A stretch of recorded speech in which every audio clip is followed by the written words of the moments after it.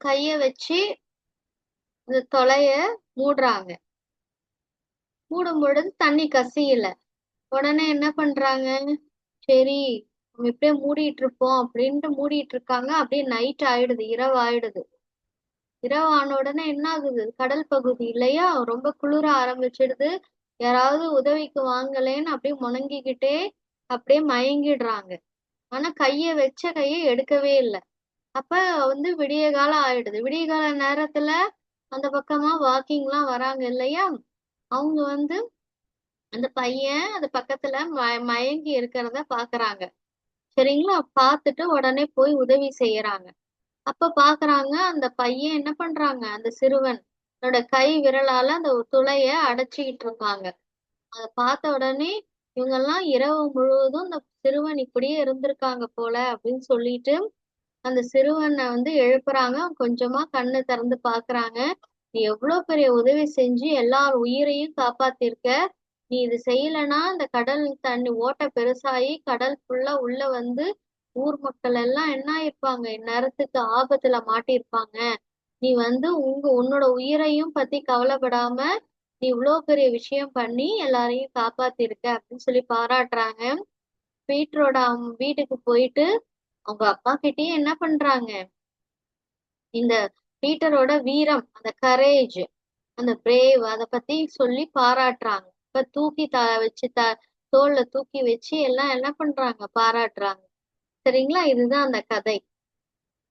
இப்ப இந்த கதையோட பெயர் நீங்க சொல்லிட்டு வீர சிறுவன் அப்படின்ட்டு இந்த பாடத்தோட பெயரை சொல்லிட்டு இந்த கதையில வரக்கூடிய அந்த பத்திகளை அப்படியே என்ன பண்ணணும், நீங்க எல்லாமே அப்படியே பார்த்து வாசிச்சு அப்படியே ரெக்கார்ட் பண்ணி நீங்க அது தனி வாய்ஸா அனுப்பணும். சரிங்களா, இப்ப அடுத்த பாடம் தமிழர் உணவு பழக்க வழக்கங்கள்.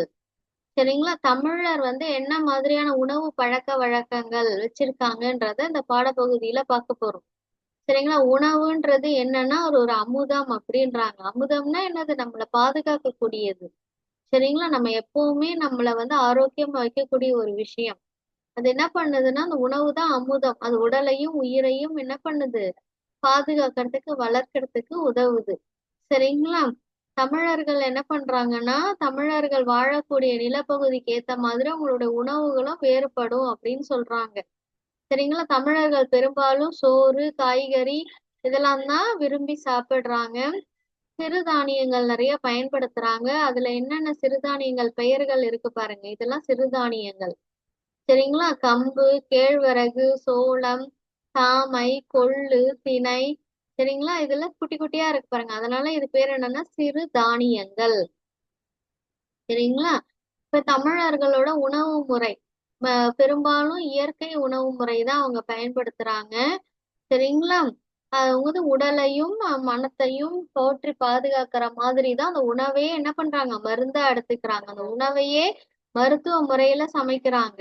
ஏன் மருத்துவ முறைன்னா, என்னென்ன மருத்துவ முறைன்னா, இஞ்சி மஞ்சள், இதெல்லாம் இஞ்சி மஞ்சள் மிளகு சீரகம் கொத்தமல்லி, சரிங்களா, பூண்டு, இதெல்லாம் என்ன பண்றாங்கன்னா இதெல்லாம் மருத்துவ குணம் கொண்ட, இதெல்லாம் உணவுல சேர்த்து உணவையே மருத்துவ குணம் கொண்டதா மாத்தி அதை சாப்பிடுறாங்க அப்படின்னு சொல்றாங்க. பெரும்பாலும் அரும் சுவை. அரும் சுவை என்னன்னு உங்களுக்கு தெரியும் இல்லையா, இனிப்பு புளிப்பு துவர்ப்பு காரம் கசப்பு. சரிங்களா, துவர்ப்பு உவர்ப்பு, இதெல்லாம் என்னது, அறுசுவை. சரிங்களா, இந்த அறுசுவையும் அவங்க உணவுல பயன்படுத்துறாங்க, முக்கியத்துவம் தராங்க அப்படின்னு சொல்றாங்க. அது மட்டும் இல்ல, விருந்தோம்பல்ல தமிழர்கள் சிறந்து விளங்குறாங்க. சரிங்களா, விருந்தோம்பலுக்கு எப்பவுமே வீட்டுக்கு வர உறவினர்கள் நண்பர்கள்லாம் இன்முகத்தோட வரவேற்று அவங்களை என்ன பண்றாங்க, அவங்களுக்கு உணவு கொடுத்து மகிழ்வாங்க.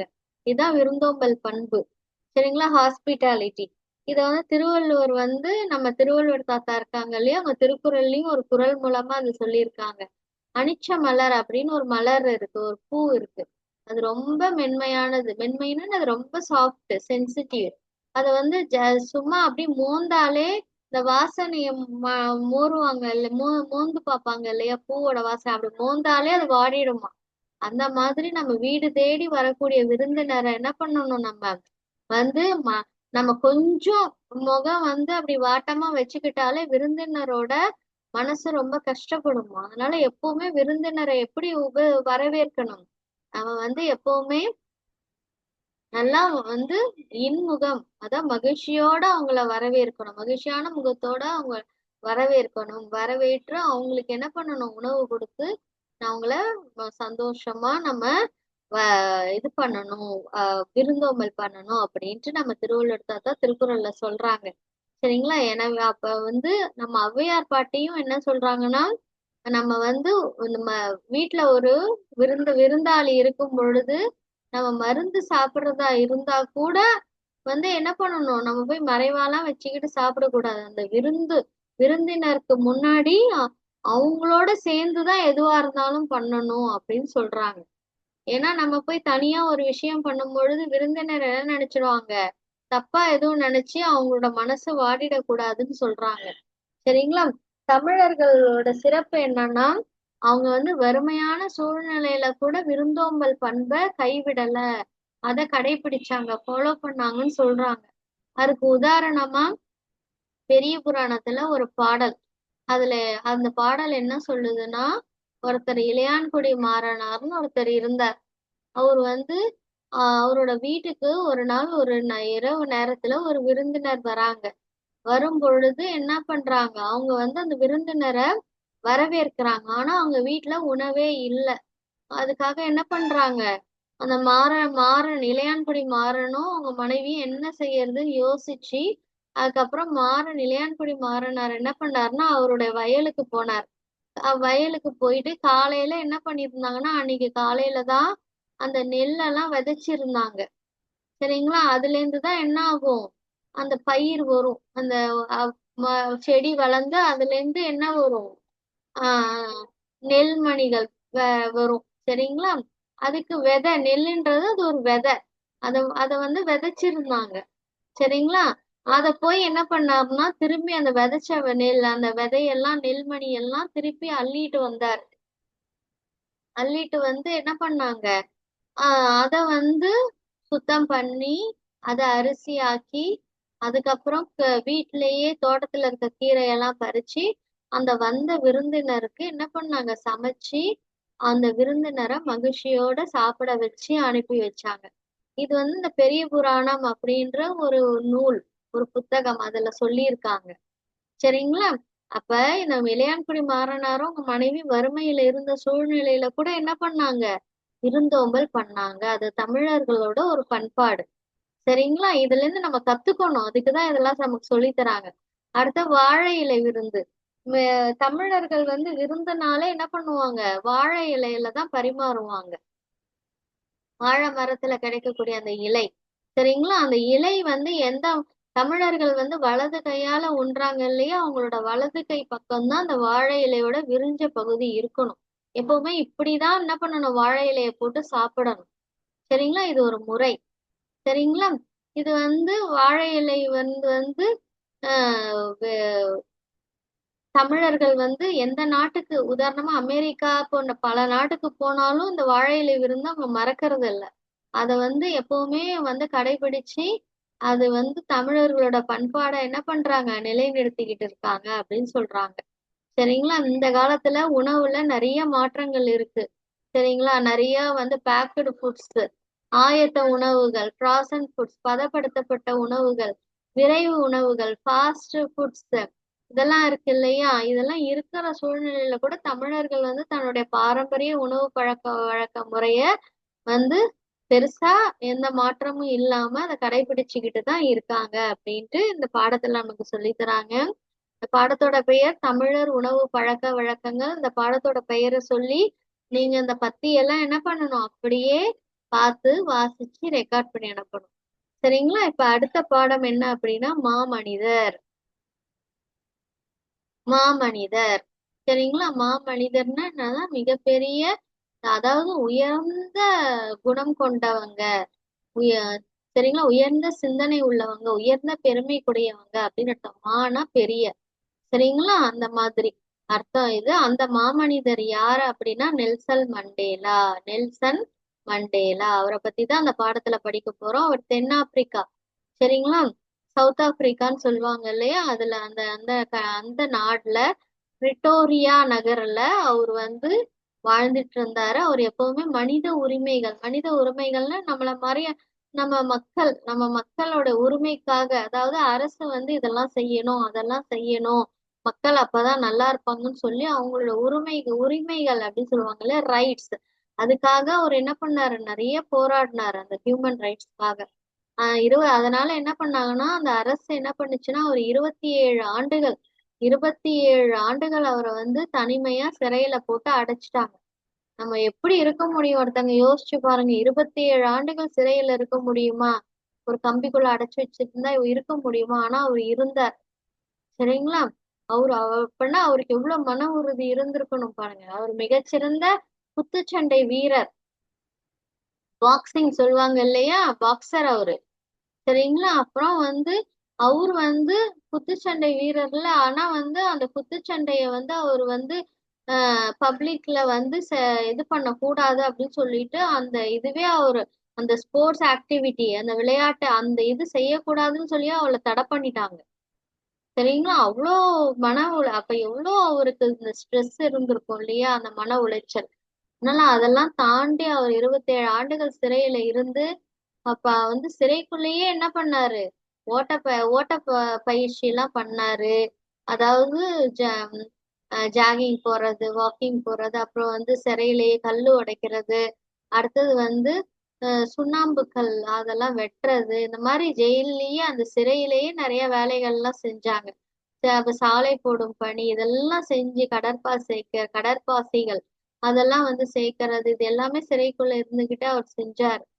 சரிங்களா. அங்கேருந்து அங்க இருக்கிற வேலைகள் எல்லாமே அவர் வந்து கடுமையான வேலைகள் தான் அங்க கொடுப்பாங்க, அது எல்லாமே அவர் செஞ்சார். சரிங்களா. அப்போ வந்து அவங்களோட மனைவி குழந்தைகள் அவங்க எல்லாம் வந்து பேசுறதுக்கு கூட, அவரை பாக்குறதுக்கு கூட விடல.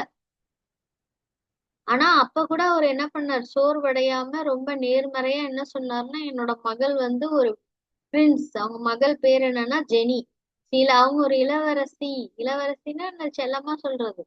அவர் சொல்றாரு, அதனால நமக்கு இந்த அரசு மரியாதை அப்படின்ட்டு அவர் என்ன சொல்றாரு, அதை கூட நேர்மறையா எடுத்துக்கிட்டு சொல்றாரு. நான் வந்து ஒரு அரச மரியாதையில சிறையில இருக்கிறத அவர் என்ன சொல்றாரு, அரச மரியாதையில இருக்கிறேன்ற மாதிரி அதை கூட ஒரு நேர்மறையா எடுத்துக்கிட்டு சொல்றாரு. அந்த நேர்மறை இது என்ன ஆச்சுன்னா, அவரை ஒரு நாள் குடியரசுத் தலைவரா ஆகிடுச்சு. அதாவது அவர் அந்த கண்ட்ரிக்கே என்ன ஆனாரு, பிரசிடென்ட். நம்ம அப்துல் கலாம் தாத்தா குடியரசுத் தலைவரானாங்க இந்தியாவுக்கு, அந்த மாதிரி அவர் என்ன ஆனாரு, நாட்டுக்கே ஒரு பிரசிடென்ட், குடியரசுத் தலைவரா ஆனார். ஜெயில 27 வருஷம் இருந்தவரு எப்படி அந்த மன உறுதியோட இருந்ததுனால குடியரசுத் தலைவரா ஒரு நாள் ஆனார். அந்த பதவியேற்பு விழா இருக்கு இல்லையா, அவர் குடியரசுத் தலைவரா பதவி ஏற்கிறார். அந்த விழாவுக்கு வந்து பல தலைவர்கள், பல நாடுகள்ல இருந்து என்ன பண்ணாங்க, நிறைய தலைவர்கள் வந்தாங்க.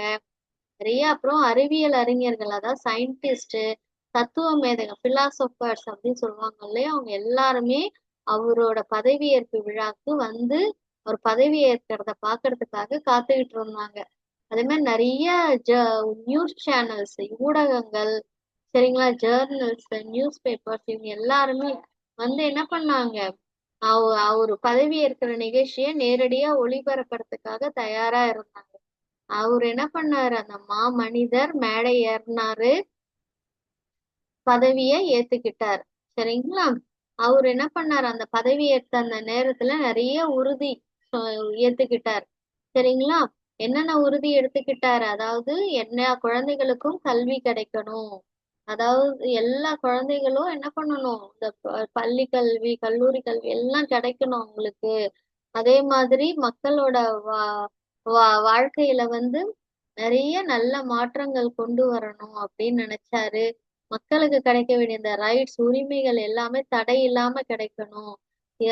இது வந்து அப்புறம் வந்து என்னுடைய நாடை நான் என்ன பண்ணுவேன், மத்த நாடுகளோட வளர்ச்சி எப்படி பணத்தாலையும் தொழிலையும் எப்படி வளர்ச்சி அடைஞ்சிருக்காங்க, அதே மாதிரி என்னோட நாட்டையும் நான் உயர்த்துவேன் அப்படின்னு சொல்லி நிறைய உறுதி எடுத்துக்கிட்டு, இதுக்காக என்னுடைய வாழ்க்கைய நான் அர்ப்பணிப்பேன். அர்ப்பணிப்புன்னா என்னது, அது சாக்ரிஃபைஸ் பண்றது. ஏற்கனவே 27 வருஷம் ஜெயில மக்களுக்காக இருந்தார், இப்ப பிரசிடென்ட் ஆகி இதெல்லாம் செய்யறதுக்கு என்னோட வாழ்க்கையே நான் கொடுக்குறேன் அப்படின்னு சொல்லிட்டு மன உறுதியோட அந்த பதவியை ஏத்துக்கிட்டார். இப்ப எவ்வளவு பெரிய மாமனிதர் இல்ல. ஜெயிலுக்கு வந்து போய் ஒரு நாள் இருந்தாலே நம்ம எல்லாம் என்ன ஆயிடுவோம், ஐயோ அந்த துன்பம் தாங்க முடியலன்னு உடைஞ்சு போய் அழுது கதறுவோம். ஆனா 27 வருஷம் அவர் ஜெயிலே இருந்து அந்த சிறையிலேயே இருந்த பிறகு கூட அவரு மனம் தளராம குடியரசுத் தலைவர்ன்ற பதவி வந்து கிடைக்கக்கூடிய அளவுக்கு உயர்ந்துட்டார். சரிங்களா? அது காரணம் என்னது? அவர்கிட்ட இருந்து இந்த மன உறுதி. அதனாலதான் அவர் என்னன்னு சொல்றாங்க, மனிதர் நெல்சன் மண்டேலா. சரிங்களா? இப்ப இந்த பாடத்துக்கு வந்து மாமனிதர் அப்படின்ற அந்த தலைப்பை சொல்லி அது கீழே இருக்கிற அந்த பத்திகளை என்ன பண்ணணும் நீங்க அப்படியே வாசிச்சு ரெக்கார்ட் பண்ண என்ன பண்ணணும். இதுதான் இன்னைக்கான அசைன்மெண்ட். நம்ம இது வரைக்கும் இதுல 6 பாடங்கள் படிச்சிருக்கோம். இந்த 6 பாடங்களையும் நீங்க என்ன பண்ணணும், நீங்க தனித்தனி வாய்ஸா பாடமா தனித்தனி வாய்ஸ்ல ரெக்கார்ட் பண்ணி அனுப்பணும். அப்படியே பார்த்து அழகா படிச்சு அனுப்பணும். நீங்களாவே படிக்க முயற்சி பண்ணணும். யாருடைய ஹெல்ப்பும் எடுத்துக்காதீங்க. சரிங்களா? இதான் இன்னைக்கான அசைன்மெண்ட். Thank you so much.